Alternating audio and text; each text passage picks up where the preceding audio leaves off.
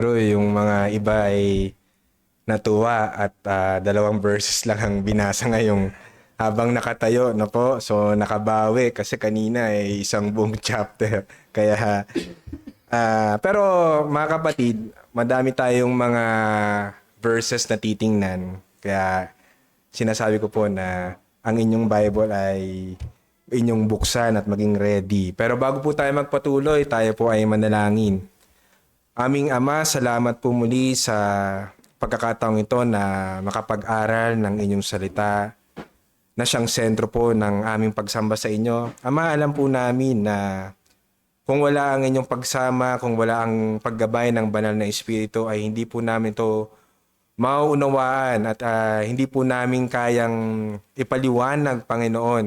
Hindi po namin kayang arukin at hindi kami matututo kung hindi niyo po kami sasamahan. Kaya ang dalangin po namin, Ama, na sa lahat po sa amin, sa makikinig at sa maghahayag ng inyong salita, ay samahan po ninyo.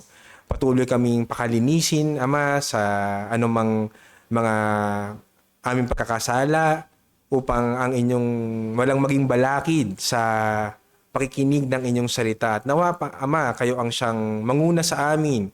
Kayo ang siyang mangusap sa amin, Ama, at gawin niyo lamang po akong instrumento ng inyong nais sabihin sa bawat isa. At dalangin po namin na kayo ang siyang maitaas, kayo ang siyang mapupurihan, at kami ay manatiling magpakumbaba sa inyong harapan. Salamat po, Ama. Ito po ang aming panalangin sa pangalan ni Jesus. Amen. Tayo po ay nagpapatuloy sa ating series sa Matthew chapter 5. At alam po natin, nagsimula tayo doon sa Beatitudes na pinapakita kung paano ba dapat namumuhay ang mga disipulo ng ating Panginoon, ang mga taong kabilang na sa kanyang kaharian. At alam natin na ang Panginoon sa pagkakataong ito ay patuloy na inaadresan yung puso ng kanyang mga tagapakinig. Dahil alam natin na isa sa mga rampant na problema nung time na ito ay merong isang righteousness o sabihin natin ang kadakila iniisip ng mga tao, karamihan sa mga tao, iniisip nila na nabibigyan nila ng kapurihan at sila ay nakakapumuhay ng may kabanalan as long as sa kanilang panglabas sila ay nakakasunod. Ngunit alam natin, sinabi ng Panginoon na ang kabanalan o ang pamumuhay ng may katuwiran, ito ay hindi nagmumula sa panglabas, kundi ito ay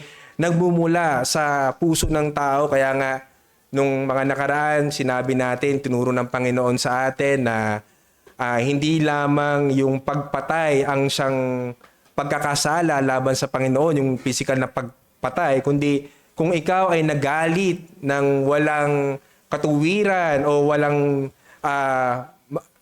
biblikal na dahilan o basehan, ito ay pagkakasala.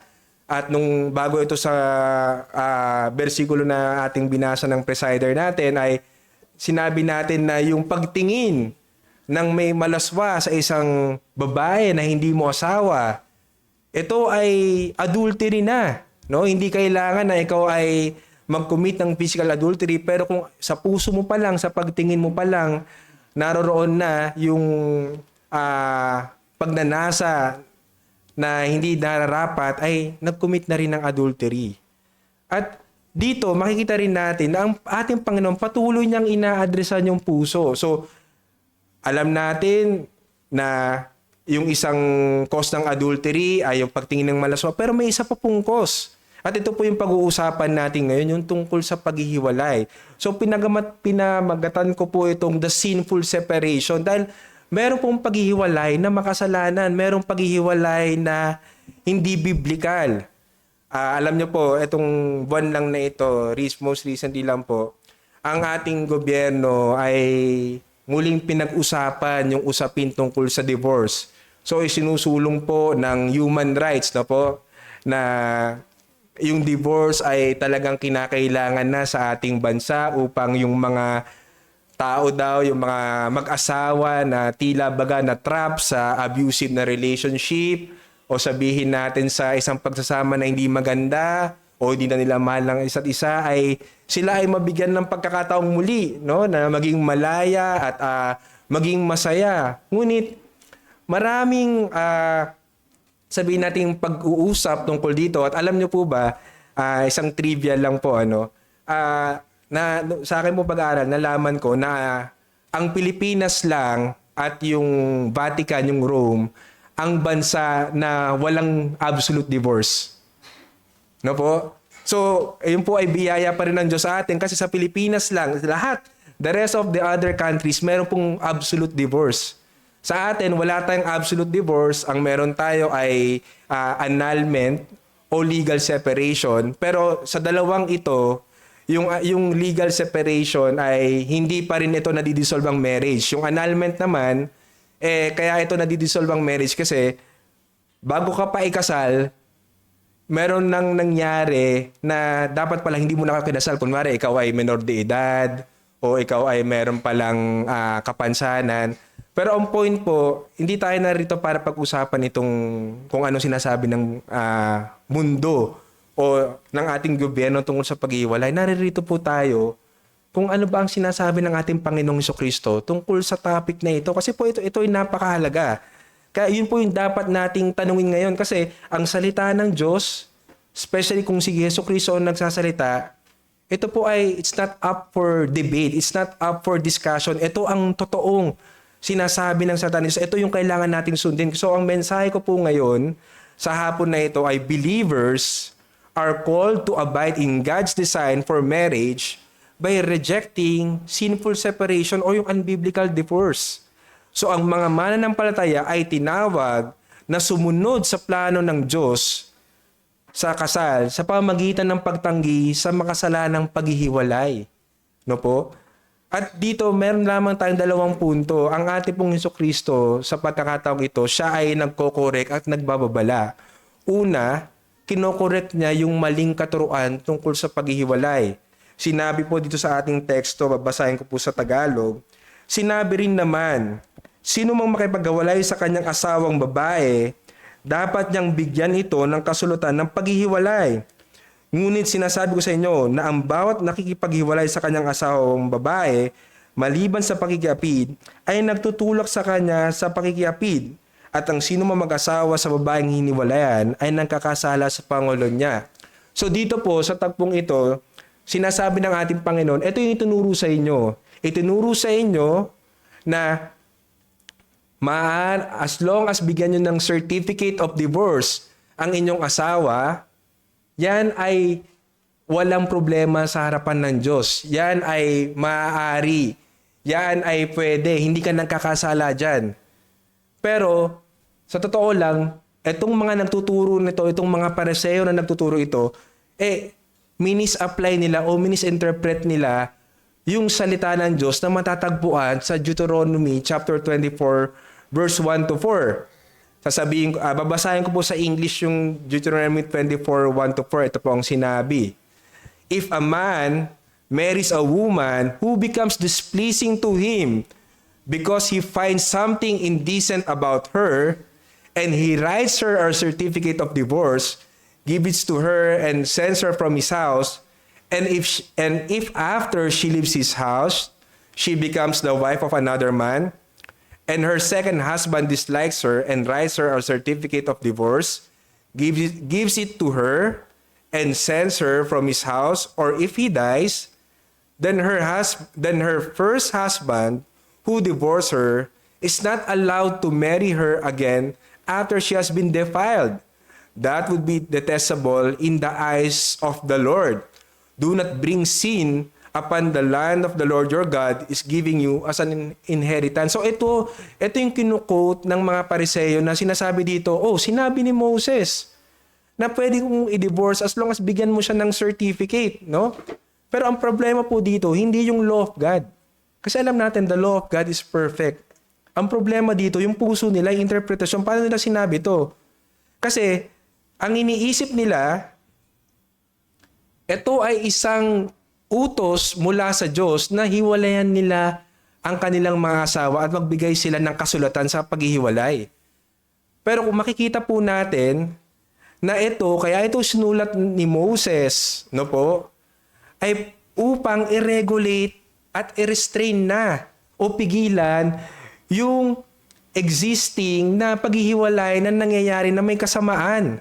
Ito ay hindi isinulat para sabihin sa mga tao na sige mag-divorce kayo, sige maghiwalay kayo. Hindi po. Ang purpose kaya isinulat ito is upang yung divorce gawing legal, gawing public, at maging deterrent sa mga gustong gumawa. Kasi po, dito, kung ikaw ay gusto mong makipag-divorce during that time, kailangan mo silang bigyan ng kasulatan, kailangan mong gawing public, kailangan meron ka talagang matibay na rason kung bakit mo hinihiwalay ng asawa mo. So kaya ito sinulat ni Moses, hindi ito para gawing permission or prescription na pag nagka-problema, pag ayaw mo na sa asawa mo, pwede mo na siyang hiwalayan.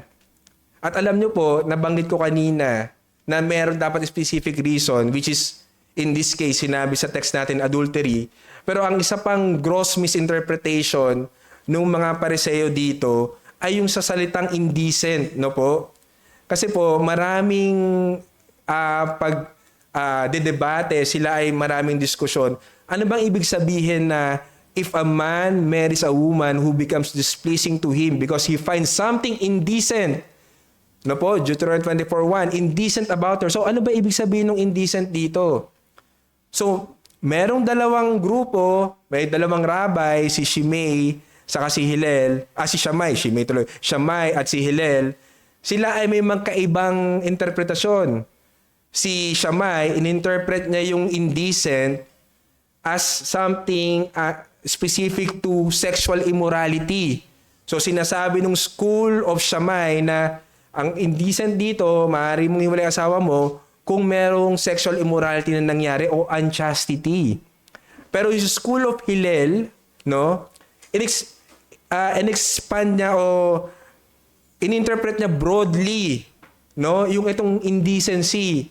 Ang sabi niya, sabi ng School of Hillel, nung si Rabbi Hillel, basta meron kang di magustuhan sa asawa mo, di masarap yung luto niya, hindi niya na-plancha yung damit mo, o ikaw ay sabihin natin na nakipag-away sa kanya, pwede mo na siyang hiwalayan. So, ito yung isa pang naging abuse nung time ng ating Panginoong Jesucristo. At alam natin, nangyayari din ito ngayon. Wala mang divorce sa atin sa panahon natin ngayon. Pero sa ibang bansa, alam natin na napakaraming reasons na sinasabi o pinapayagan upang ang tao ay maghiwalay. Pero hindi po ito ang kalooban ng Panginoon. Hindi ito ang kanyang nais para sa atin. At alam natin yan, mga kapatid, na ang kalooban ng Panginoon ay hindi sa paghihiwalay. No po? Kaya sana sa point po na ito, makita natin na una, yung divorce po, it is never a mandatory action na kailangan mong gawin na pag nagka-problema ang inyong kasal, dapat maghiwalay na kayo. Hindi po. Hindi ito pinrescribe ni Moses. Hindi ito sinabi na ito yung kailangan mo. Kailangan makipaghiwalay ka na. You may, no? You are permitted, at mamaya pupuntahan po natin yon. You are permitted, pero it doesn't mean na you are encouraged, no po? And then again, hindi rin pwede na sa lahat ng mga negatibong nangyayari sa pagsasama ng isang mag-asawa, hiwalayan agad ang sagot, no? Hindi sa mababaw na rason, pag-aaway, di pagkakasundo, yun kaagad ang sagot. Otherwise, matutulad tayo sa mga Pariseo na ininterpret ito na napakaluwag na kahit ano na lang, dapat maghiwalay na. Hindi po. Kasi hindi po yun ang kalooban ng Panginoon. Hindi yun ang kalooban ng Diyos. Ano po bang kalooban ng Panginoon?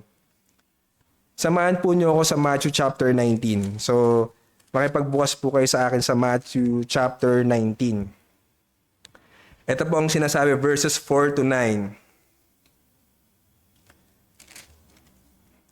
Ngunit siya sumagot at sinabi, siguro mag-umpisa po tayo sa verse 3. Verse 3 hanggang 9. Lumapit sa kanya ang mga Pariseo at upang siya'y masubok ay kanilang tinanong, sang-ayon ba sa batas na hiwalayan ng isang tao ang kanyang asawa sa anumang kadahilanan? Ngunit siya'y sumagot at sinabi, hindi ba ninyo nabasa na ang lumikha sa kanila, buwat sa pasimula ay nikla silang lalaki at babae? At kanyang sinabi, dahil dito iiwan ng lalaki ang kanyang ama at ina at makikisama sa kanyang asawa at ang dalawa ay magiging isang laman. Kaya't hindi na sila dalawa kundi isang laman.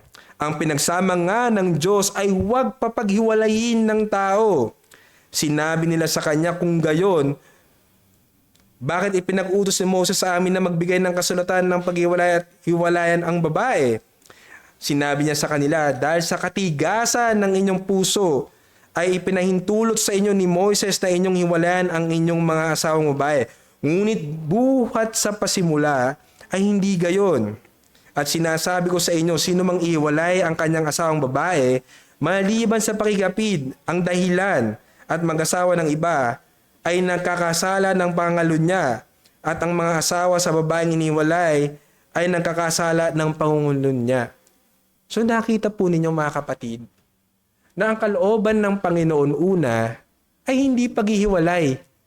Tinatanong siya ng mga Pariseo sa tagpong ito, no? Kung lawful daw ba na makipaghiwalay?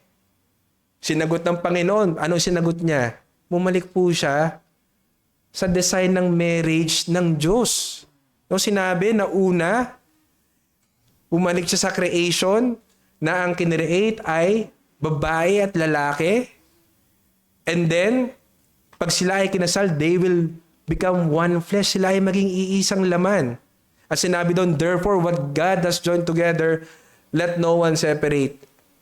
So makita natin na ang disenyo ng Panginoon ay isang pag-iisa, maging isang laman, at hindi sila dapat paghiwalayin. Pero isingit ko lang po, no? Isa rin magandang pag-usapan dito sa verse na ito, ang kasal po ay between one male and one female. Ito po ang napaka-importante, lalo na nalaganap ang LGBT ngayon at ang movement na ito. Ito ang talagang sinasabi ng salita ng Diyos na ang kasal ay between man and woman. So anything else, man, woman or woman, hindi po masasabing kasal yun. Hindi po yun kalooban ng Panginoon. So dito nakikita natin na ang kalooban ng Panginoon ay pagsasama at hindi paghihiwalay. Pero tinanong pa rin siya ng mga Pariseo, bakit kinuman ni Moses? Bakit sinabi sa Deuteronomy chapter 24, verse 1 to 4? So bumalik na naman sila doon. Pero ang sinabi ng ating Panginoong Jesucristo sa verse 8, kaya pinayagan yung paghihiwalay, pinayagan, again, hindi in-encourage, hindi sinabing kailangan, hindi kasi sinabing dapat, dahil sa katigasan ng inyong puso. But it was not this way from the beginning. From the beginning, it's not the plan of God. It's not the plan of God to separate. No po? Pero because the hardness of heart. Kaya mga kapatid, talagang yung puso natin, dapat bantayan natin eh. Kasi yan talaga yung nagbubunsod sa atin sa pagkakasala. At nakita natin na itong permission ng divorce sa Old Testament, it's because of the sinfulness of man, no po? Pero makita natin na ang marriage between one male and one female and their union becoming one flesh, it is a covenant relationship. Ito ay pakikipagtipan. Ito ay hindi simple lamang yung kasal, hindi lamang ito simple na nasa papel na sinasabing kasal ka. It's more than that. No po? Kaya nga po sinabi sa ating verse kanina, sa ating parallel verse sa Malakay 2:14, na it is because the Lord is the witness between you and the wife of your youth. No po? The wife of your marriage covenant.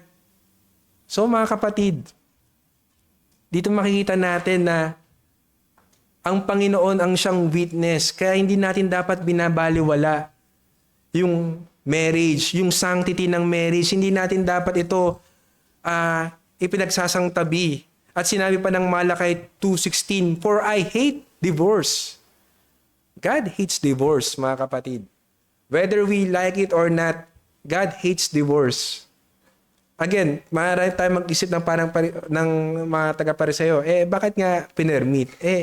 Sinabi na nga dahil sa katigasan ng ulo. So anong makikita po natin mga kapatid sa mga ito? Una po, hindi dapat kultura, hindi dapat ang ating gobyerno, hindi dapat kung sino ang nagdidikta kung kailan dapat tapusin ang isang marriage, no po?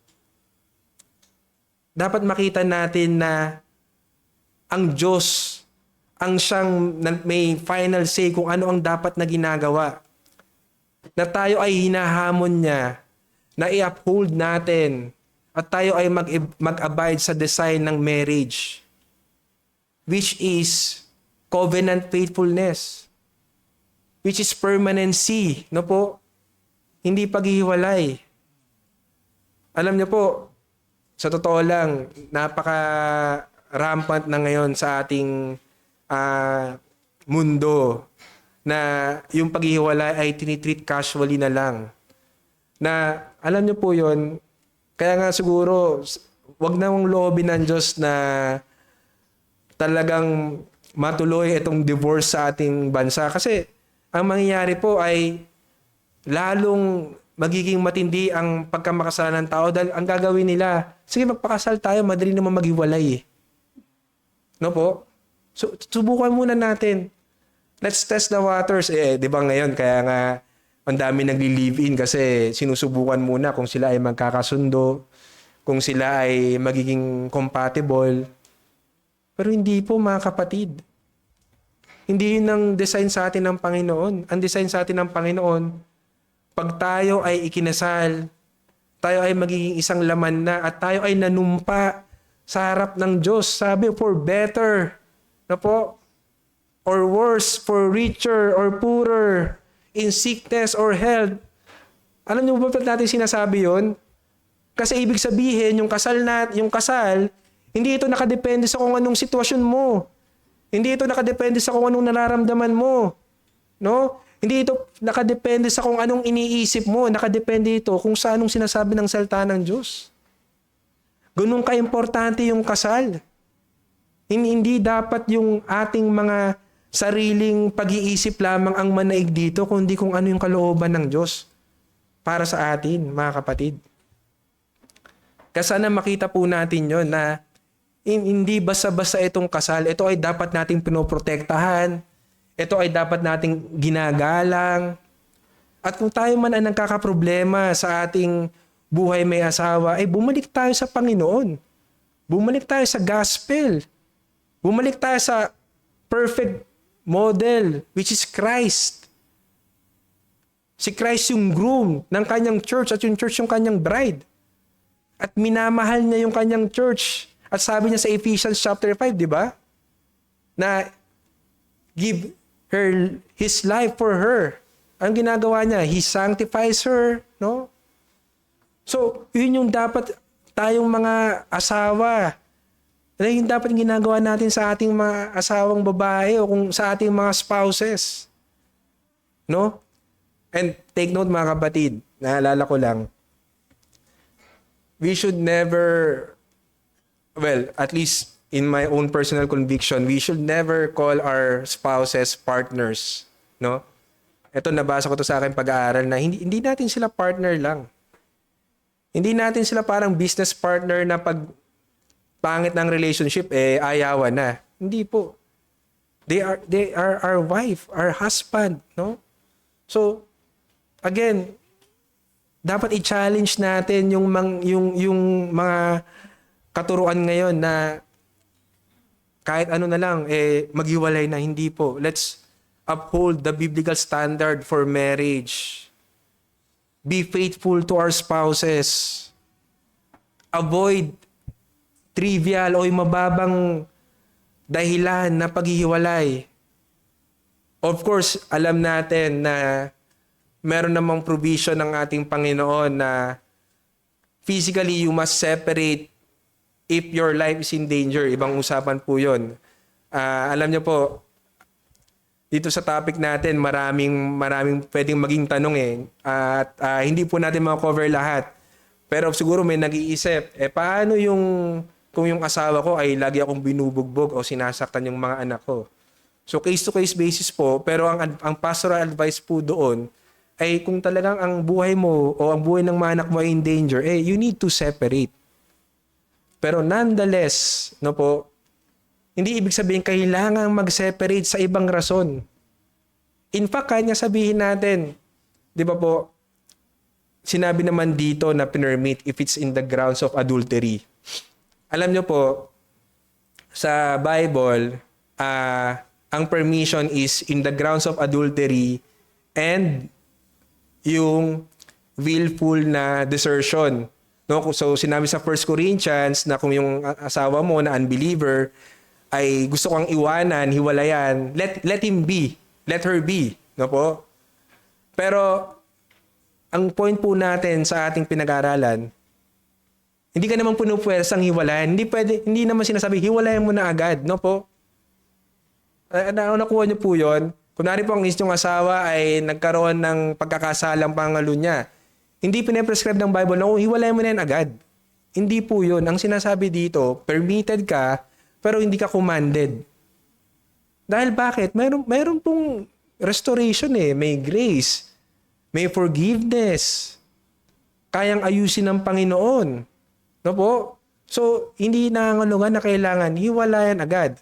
Although alam nyo po, sa Westminster Confession of Faith on marriage, nakalagay doon yung 2 reason for separation, for divorce.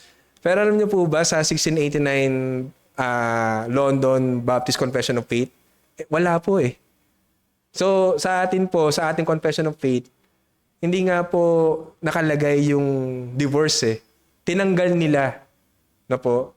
Kasi ganoon ina-uphold nung mga framers nung ating confession, yung sanctity of marriage. Dahil alam nila, ito ay galing sa Diyos. Hindi ang tao ang nag-design ito, kundi ang ating Panginoong Jesucristo. Kundi ang ating Diyos na simula from creation, yun na yung kanyang in-establish. No po? Kaya sana mga kapatid, makita natin na lagi po tayo dapat babalik kung ano yung kalooban ng Diyos para sa atin sa aspetong ito. No po? Alam ko po, maraming impluwensya ang tao sa ating paligid, ang sinasabi ng gobyerno, ang sinasabi ng mga ibang taga-ibang bansa, no po. Pero balik po tayo kung anong sinasabi ng ating Panginoong Jesucristo tungkol sa bagay na ito. And the focus of this discussion really is not just divorce, but really yung marriage po. Na dapat pahalagaan natin yon. Kaya, ano pa yung makikita natin dito as a practical lesson mga kapatid? Dahil hindi biro ang kasal, so sa lahat ng mga singles, no po, sa lahat ng mga singles dyan, dahil hindi biro ang kasal, dapat talagang pipiliin mo kung sinong papakasalan mo. No? Kaya nga ang Panginoon may mga safeguard tungkol sa kung sino ang papakasalan mo. Dahil hindi biro ito. Hindi na ito, totoo yung sinabi ng mga dating mga ating lolo't lola na di ba yung cliche na hindi yan parang kanin na mainit na pag sinubo at napaso ay iluluwa. So, you need to ask God for wisdom, for guidance sa mga pang-asawa mo. Dahil hindi biro ang kasal, no po? Hindi ito all bed of roses, no? Na tingin mo ang magiging masaya ka na pag kinasal ka o marilegalize mo na yung mga gusto mong gawin, no po? Hindi po yun because, again, marriage is a covenant between you and your wife with God as a witness. So, hindi mo pwedeng baliwalain yan. Hindi mo pwedeng basta-basta na lang. No po? Hindi pwedeng gano'n. Kaya, mga singles, tingnan nyo, ipag-pray ninyo na yung kalooban ng Panginoon na inyong mapapang-asawa ay maging maayos upang hindi pumunta sa ganitong sitwasyon na may paghihiwalay, no po? And syempre sa atin na may mga asawa na, So tinatawag tayo dito na maging tapat sa ating mga asawa, maging faithful. Because God is a witness, no po? Nakatingin siya, no po? Coram Deo, in the face of God, na alam niya. At hindi pwede na tayo ay hindi natin papahalagahan yung covenant na ginawa natin sa harapan ng Panginoon. Dahil alam po natin na merong matinding consequence yun. Merong matinding consequence. Sinabi na po natin yun nung nakaraan yung consequence ng adultery sa Proverbs chapter 6, no po? Na he destroys himself. No po? So, napakalaking consequence. And it brings us to our second point na Christ warns us or his disciples on the sinful consequence of unbiblical divorce. So, makikita po natin, basahin natin, balik tayo sa chapter 5 verse 32. Ngunit sinasabi ko sa inyo na ang bawat nakikipaghiwalay sa kanyang asawang babae maliban sa pakikapid ay nagtutulak sa kanya sa pakikapid. At ang sino mang mag-asawa sa babaeng hiniwalayan ay nagkakasala ng pangangalunya. Alam niyo po, maraming naging interpretation itong verse na ito. Iba't iba ang sabihin natin na kung paano nila tinatanggap ito. Pero simple po, number one is merong consequence yung unbiblical na divorce. Merong matinding consequence. No po? Sinabi dito na tinutulak yung gumagawa nito. No po? Yung gumagawa nito ay tinutulok niya yung kanyang asawa sa pakikiapid. No? For example, ako ay tinutulak ko yung aking asawa sa pakikiapid. No po? Kung hiniwalayan ko siya ng hindi biblical. Bakit po? Kasi po, alam natin na una, kung ang divorce po ay unbiblical, ibig sabihin po nun, yung covenant, babalik po tayo sa covenant, ay hindi naman talaga na-break. No po? Hindi talaga na-break yung covenant between husband and wife in the sight of God. Kasi hindi ayon sa rules ng ating Panginoon. Ang rules lang niya is sexual immorality or adultery. No po? Sabi dito, maliban sa pakikiapid. So kung yung asawa mo ay nakiapid, so yun lang yung grounds. Kasi bakit po? Alam niyo po ba kung bakit yun yung grounds sa pag-break ng covenant? No po? Kasi alam niyo po, yung covenant, ito nabasa ko ito kay Kevin DeYoung. Alam niyo po ba na pag tayo ay nag-a-attend ng kasal, so nandun yung marriage vows, yung rights, and then alam natin God is our witness. Tapos, edi mag-I do na. No po, I do. Do you take this ganyan as your lawfully wedded husband? I do. Ngayon, ano po yung pinakahuli? Okay, I now pronounce you husband and wife. Tapos, you may kiss the bride. Di ba po? Alam niyo po ba kung bakit? Nakakatawa po tayo. Alam niyo po ba kung bakit kasama yon? Kasi yung pong you may kiss the bride na makikita ng lahat is pinapakita yung consummation na mangyayari after. Gets nyo po? Siyempre, after nun is honeymoon.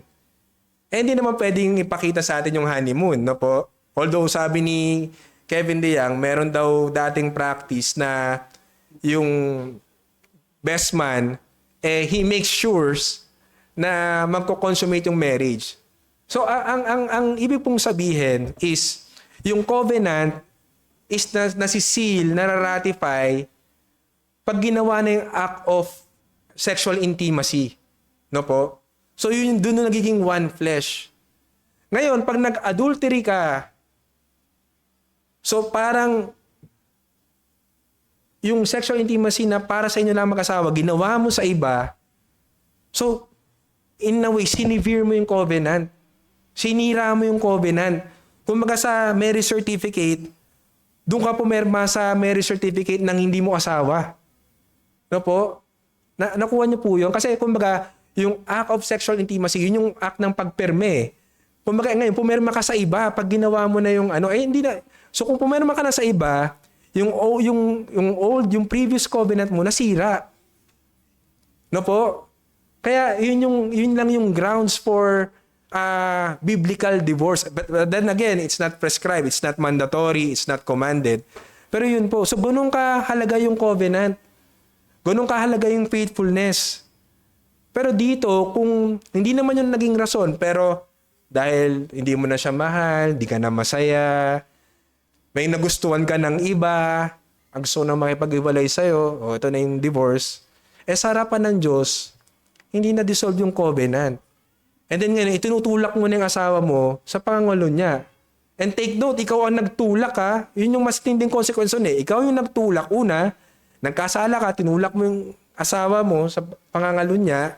And then yung asawa mo, maaaring siya ay mag-commit na ng itong adultery. Bakit? Kasi, syempre, most probably, siya ay mag-aasawa muli o siya ay magkakaroon ng partner. Ito, masama na yung term, partner, because hindi naman sila pwedeng ikasal. And then, magkakaroon sila ng sexual intimacy. So, nag-commit na ng adultery. And then, downward spiral na yon na pati yung nakipagkasal sa kanya, nag-commit na rin ng adultery kasi pinakasalan niya yung divorce na, o yung unbiblical divorce na babae. So, ang makita po natin ito mga kapatid, itong kasalanan, may matinding consequence, hindi lamang sa'yo, kundi sa iba. Hindi lamang ikaw yung apektado, kundi yung mga taong nasa paligid mo. So yun po yung dapat makita natin na, again, kung tayo ay lalayo sa kalooban ng Panginoon, sa kanyang disenyo, no po, expect po natin na hindi lamang tayo magsasuffer ng consequence ng kasalanan na yun, kundi pati yung mga mahal natin sa buhay, pati yung mga kung sino mang kamag-anak natin. So, sin is never just personal, no po? Lagi itong merong ripple effect sa ibang tao o sa mga kung sino mang involved. Kaya dapat natin na pag-ingatan, no po, na tayo ay magkaroon ng pagbabaliwala o mababaw na pagtingin sa kasalanan. Hindi lamang dito sa unbiblical or sinful separation, kundi pati sa anumang kasalanan, hindi dapat tayo baliwalain. Hindi natin dapat maliitin ang kasalanan. So mga kapatid, sa panghuli, kanina po nabanggit ko yung Ephesians 5 na sinabi doon, kinocommand tayo mga husbands to love our wives as Christ loved the church. So, ano ba yung pagmamahal ni Kristo sa kanyang church, no? He loved the church sacrificially. So, sa atin, bilang sa mga lalaki, ina-exhort tayo na we should love our spouse, our wife sacrificially. Hindi tanong dito kung deserve ba niya na mahalin siya ng gano'n. Hindi po. But we are commanded to love our wives. Because Christ has loved His church. And Christ loved us even if we are not lovable. So dapat makita natin yun. Na we are not deserved to be loved. But He loved us anyway. No po? And sa mga kababaihan, alam din natin, no po, na isa sa mga issue ay submission.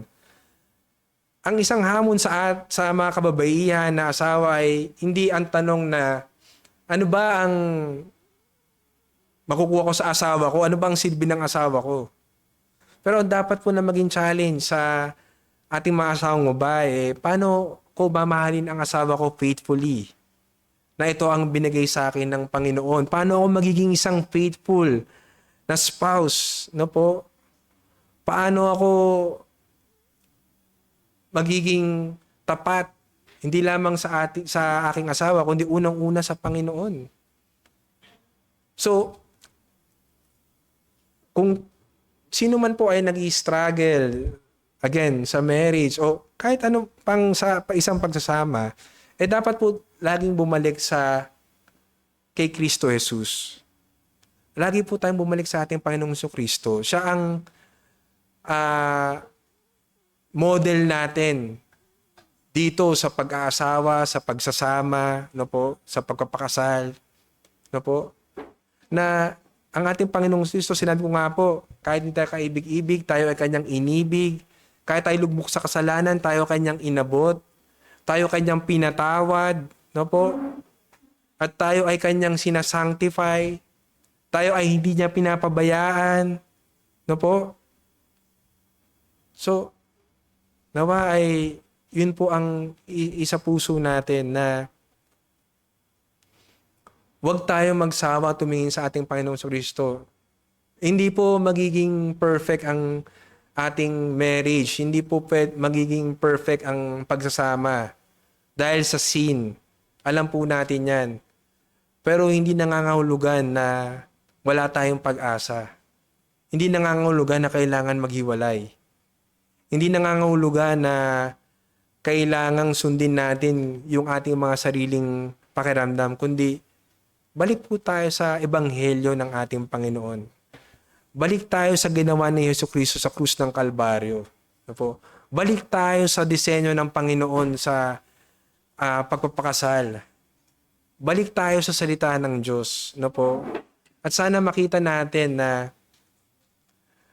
ang lahat po ng bilang warning, ang lahat po ng sinumpaan natin, actually,